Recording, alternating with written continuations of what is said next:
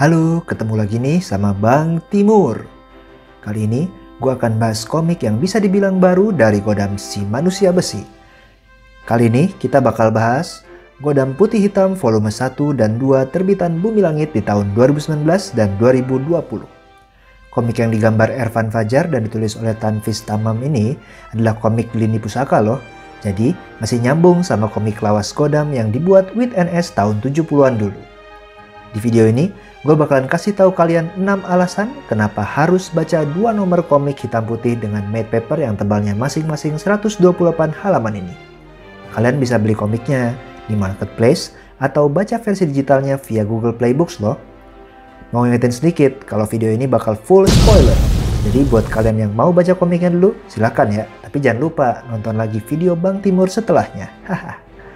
Sebelumnya, seperti biasa, biar gue makin semangat bikin konten serupa, please comment, like, subscribe, dan share video ini ya. Oke, untuk poin pertama, di komik ini kita bisa lihat gimana Godam ditantang mentalnya oleh musuhnya. Dimulai dari volume pertamanya, di Godam Putih Hitam ini diceritakan gimana Godam, Adisatria yang super kuat ini harus nyelamatin warga yang terjebak dalam kebakaran gedung. Gue ingetin dikit ya, Godam Putih Hitam ini kejadiannya langsung setelah Patriot Prahara. Jadinya banyak warga yang antipati sama para jagoan yang udah ngobrak-ngabrik seisi kota karena berantem sendiri. Di gedung kebakar itu, Godam berhadapan sama Arsonis Burzo dengan senjata pelempar apinya. Godam berhasil melumpuhkan sejenak penjahat itu, tapi sayangnya para penjahat ngebawa bom detonator dan ngeledakin gedung tersebut di detik terakhir. Naas, ada warga yang gak berhasil diselamatin sama Godam. Peristiwa inilah yang bikin dia disalahin dan dipermalukan publik dan bahkan bikin Godam ngerasa down karena jadi sosok pahlawan yang gagal walaupun punya kekuatan yang luar biasa. Tanpa dia sadari, ini adalah bagian dari rencana terukur tokoh antagonis yang akan kita temui di komik ini. Untuk poin kedua, kita bisa lihat aksi Tira yang ngagetin banget. Sebagai orang yang gak terlalu familiar sama tokoh ini, gua baru ngeliat brutalitas Susi alias Tira dalam ngebasmi kejahatan tanpa ampun.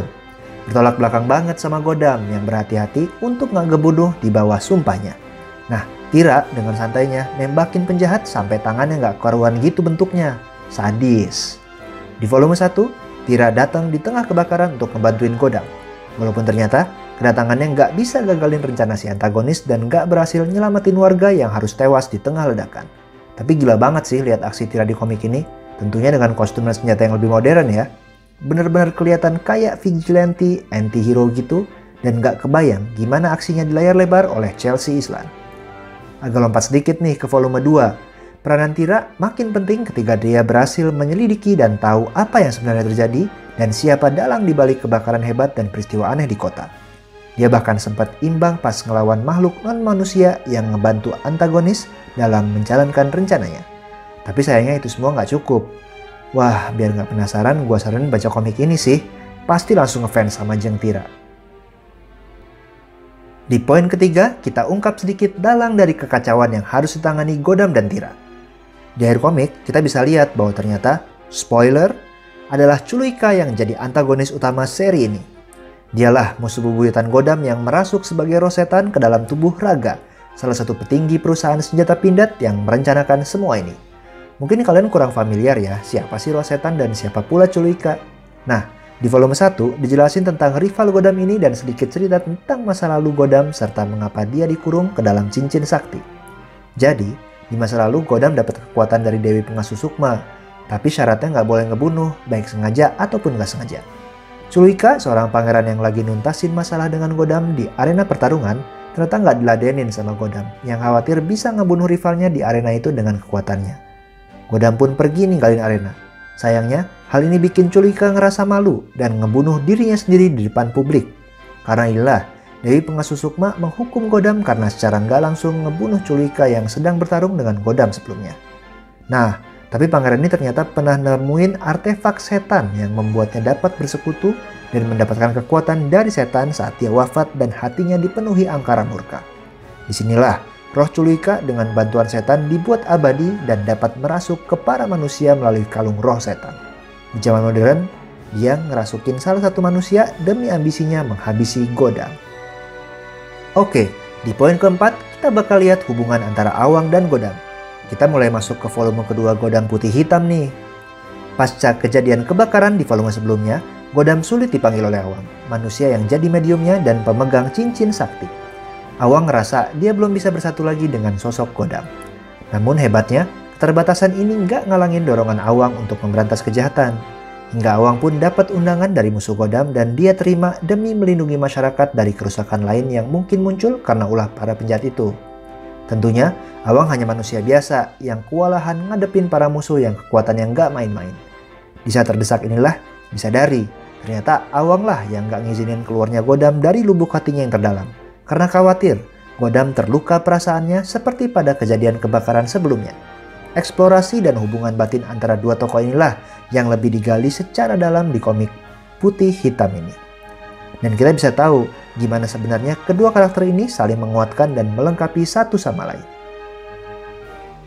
Di poin kelima ini, kita bakal kenalan sama musuh-musuh Godam yang gak kalah serem.